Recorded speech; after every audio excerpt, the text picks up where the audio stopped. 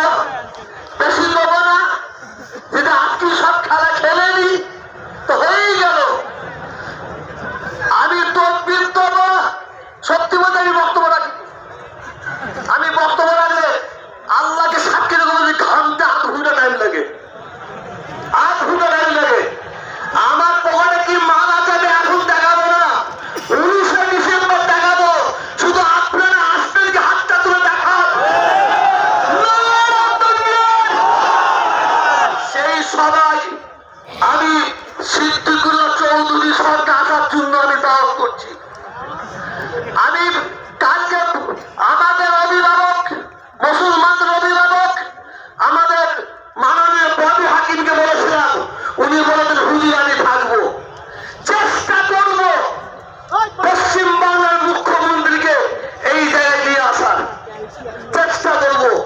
আমি আপনাদের প্রত্যেকের কাছে একটাই আওয়াজ চাই, আমরা অনেক ধনী দিই, আসুন আমরা আল্লাহকে খুশি করার জন্য একটা তকবীর দেবেন না। সকালে উঠে দাঁড়িয়ে পড়ুন, দাঁড়িয়ে পড়ুন, কেউ বসবেন না, কেউ বসবেন না। শুনেন, আমি বলবো জয় ইসলাম। আমি জয় ইসলাম বলার পরে শেষ পর্যন্ত আপনারা বলবেন জয় ইসলাম, জয় ইসলাম, জোরে জয় ইসলাম, জয় ইসলাম, জয় ইসলাম, জয় ইসলাম। চারিদিকে একটা আওয়াজ, চারিদিকে একটা আওয়াজ, চারিদিকে একটা আওয়াজ, জমিন আসমানে একটা আওয়াজ, জয় ইসলাম, জয় ইসলাম। हम किसी से कम नहीं। তুমি যদি একটা আঙুল দেখাতে বলো, আমি দুটো আঙুল দেখাবো ইনশাআল্লাহ, ইনশাআল্লাহ। মনে করুনি আমরা ঘুমিয়ে পড়েছি। ইন্নাল্লাহ মা'আস সাবিরিন। আমরা কেন মাঠে নামি না জানেন? আমরা দেশের আইনকে সম্মান দিই, আমরা দেশের আইনকে সম্মান দিই। আর যদি আমার মাঠে নামি খুঁজে পাওয়া যাবে না। আল্লাহ আমাদের সবাইকে কবুল করে দেন। প্রস্তুত থাকুন। 19শে ডিসেম্বর সিদ্দিকুল্লাহ চৌধুরী সাহেবকে আমি মাইক তুলে দিচ্ছি। আপনারা বসেন, দোয়া হবে। সকলে দরুদ শরীফ পড়ে। আল্লাহুম্মা সাল্লি আলা মুহাম্মাদিন ওয়া আলা আলি মুহাম্মাদ কামা সাল্লাইতা